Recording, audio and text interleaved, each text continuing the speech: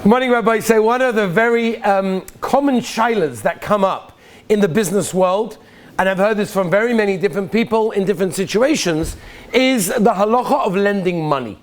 The halacha of lending money is a very common shilah. It comes up all the time. You're in business, somebody asks you, oh, I need to start a new business, I want to borrow some money, or something similar to that.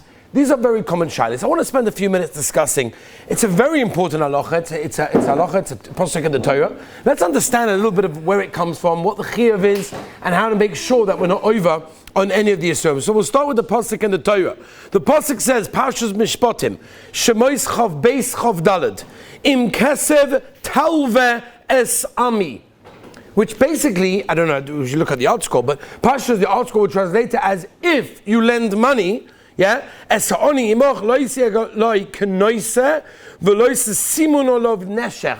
sugya of ribis, which we're not going to go into. But the pashas of the pasuk is telling us, if you lend money, says the Mechilta, this is one of the three places that we find the lashon of the Torah of im as a chiyuv. It's an obligation. It's a modik Oracham HaKodesh. Not for now. But look up the Oracham HaKodesh a different time. Im Kesef Talves Ami, says the Mechilta, is a chiyuv. It's an obligation.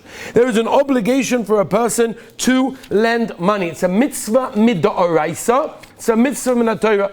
So number one, somebody asks you to borrow money. Okay, he says, I need to borrow some money. And by the way, this doesn't have to be in a business, yeah? This could be when you're walking in a falafel store or you're walking with your friend on a trip. Can I borrow 20 shekel? I want to buy something, want to buy a bottle of water or something like that. Do I have a chiyuv or do I not have a chiyuv? So the pasuk is telling us, I have a chiyuv. I have a chiyuv to lend money in that case. By the way, the Torah makes no nafkamin, and this is paskin in Shulchan Aruch, between a person that's wealthy and a person that's poor. There's no nafkamin. It's not the pshat that when a person is poor, that's when I have to lend him the money. But if he's rich, I don't have to lend him. Forget. There's no nafkamin. Forget. Maybe it's even when a person is rich, he's right now poor because he is now lacking that money, and therefore I want to give him the money in that case. And by the way, Shulchan Aruch also paskins, not only is it applying to money, cash, or the like, but also items. So for example, if someone says, can I borrow something that belongs to you? That is also included in Im Kesev, and therefore that's included in lending money. Now there's a famous kasha in the Rashba. The Rashba asks a question on many cases. The Rashba asks, why is there no bracha? It's a mitzvah d'oraisa. It's a mitzvah d'oraisa to lend money. Why is there no bracha? Oh, you want to borrow 20 shekel? Sure, no problem. Baruch ato. No, obviously, versteht sich the gartel, the mikvah, avada, but anachdem, you have all of the, I want to make a bracha now. I'm not kind of mitzvah d'oraisa. Zug the Rashba, we're worried that maybe he won't accept it. Mimeil, if he's not going to accept it, then the bracha will be a bracha levatora in that case, and that's why we don't make a bracha in that case. Now there's a modik lashon of the chinuch. It's also lashon of Gemara, by the way. The chinuch learns that the mitzvah to lend money, Yaakov, is actually greater than giving tzedakah. Now, tzedakah is one of the greatest things that we can do in this generation. If you learn the Balatanya in the Igeres HaKodesh, he brings down the inyan of lending money to someone as being one of the greatest things. The tzedakah that we give people is one of the greatest things. But it says the chinuch that when a person lends money to somebody else in need, it's greater than tzedakah. Why? Because he's not embarrassed. Now, this is very negeya. A person has a business. A person has an amount of money. And we're sitting doing nothing. It's not doing anything. And somebody says, I'd like to borrow some money. So he's embarrassed. It's hard. It's not easy. It's not easy not to have the money that you want to do for the business venture, or you want to do to open up a new store, or whatever it is that you want to do. It's not easy not to have that money.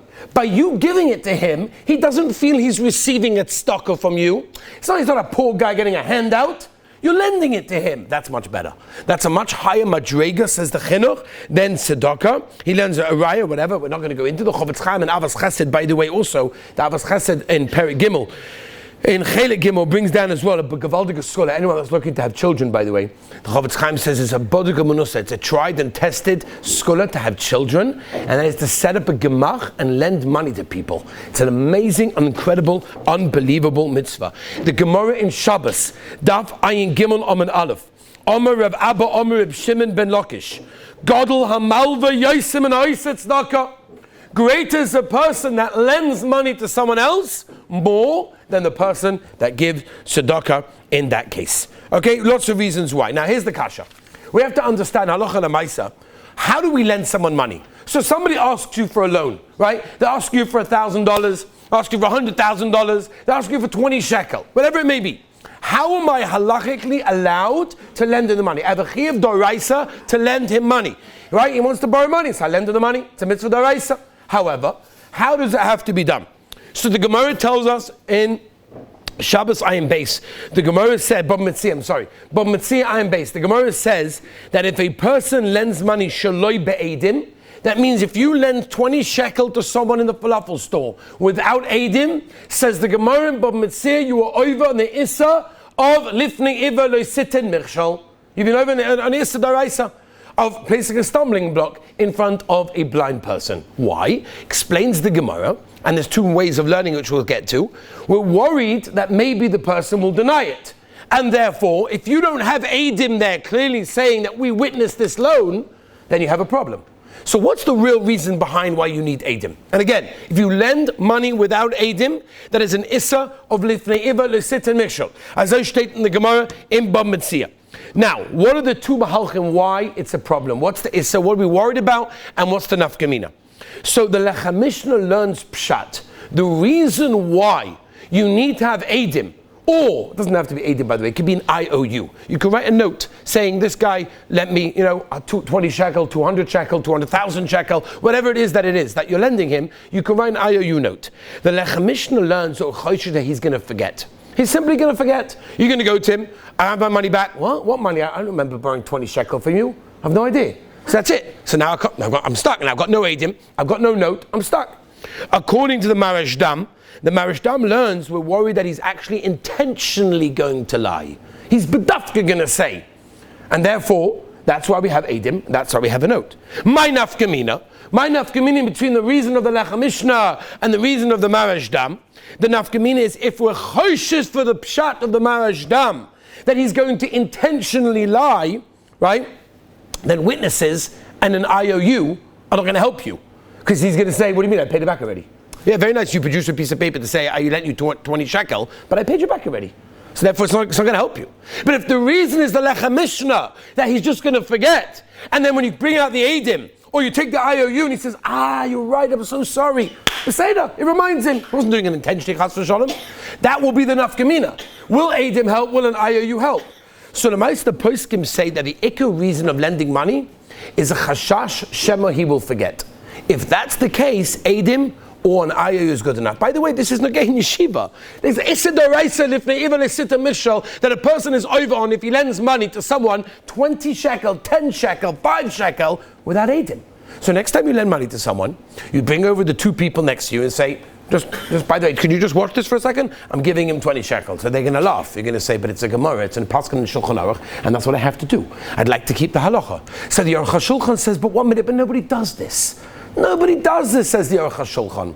So Aruch HaShulchan comes up with a bunch of tirutzim to say that L'maisa, we trust people. If you remind them, they're going to give you the money anyway. He brings a bunch of reasons to say that it's probably okay. But as a b'diavad, avad lechatchila, a person is make a piece of paper, write it on your phone, have edim in front of you, even one eid l'maisa could be good enough in that case. So that is the halacha when it comes to how to lend money. Now there's another thing that the pasuk tells us as well, which we have to learn as well. The first part of the pasuk, im keser talve es ami, right? And then it says, es oni imach, lo yisiyeh k'noishe, don't be like a creditor.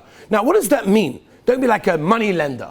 So this means, and by the way, this is a posuk in the Torah that unfortunately maybe we are over on many, many times when we lend someone money and we know that they have the money to give us back and they haven't paid us back and we ask them for it and we walk in front of them even, by the way, the poskim say. If you know that the person who owes you the money has the ability to pay you back, you're not allowed to seek payment before the time. That means, of course, if the time's up, you made a time, could you do me a favor, could you pay me by the end of this month? And the end of this month comes, and of course, or can you pay me by the end of the tax year, or whatever it may be, then of course you're allowed to do that. We're talking about before the time, don't ask him, don't even pass in front of him.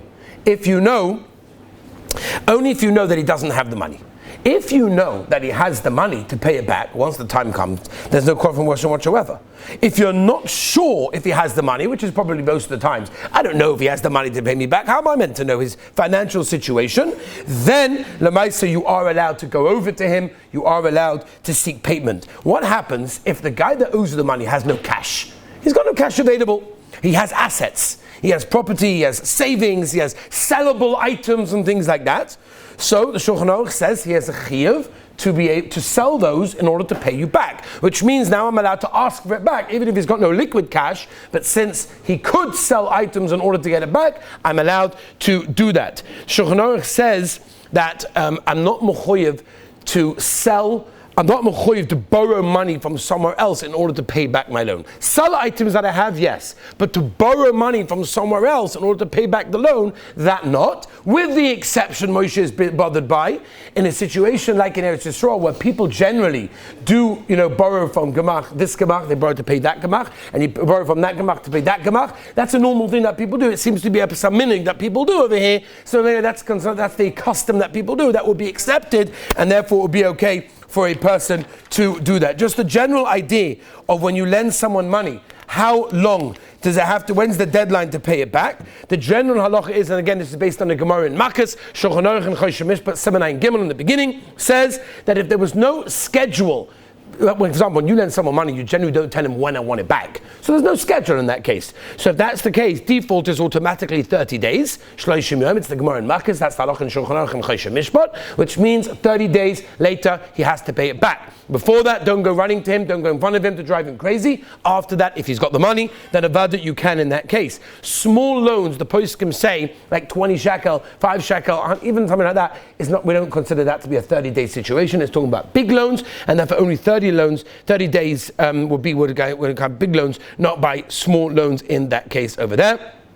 If the lender asks the money back before the time came to repay the loan, then the halacha is the borrower has no obligation to return it to him because it's not yet the time to repay the loan. It's only when a person's loan is up, when it's due, when its accepted practice is to pay it back, that's when a person is over. So I both say in businesses, this is very negeya. A person is lending money. There's a mitzvah in the Torah, there's a pasuk in the Torah that a person has to be careful of to make sure we keep these halachos. And it's not only money, it's also items. So next time a person asks you for something, have in mind the Mekayim the mitzvah, and it's all based on the idea that the money that we have doesn't belong to us, it belongs to the Rabbeinu Shalom. It was given to us as a bikoden to use as best, and the greatest scholars come, and the greatest mitzvahs from a person that lends money. Have an amazing day. Tomorrow, Mitzvah Shem, brand new sugya.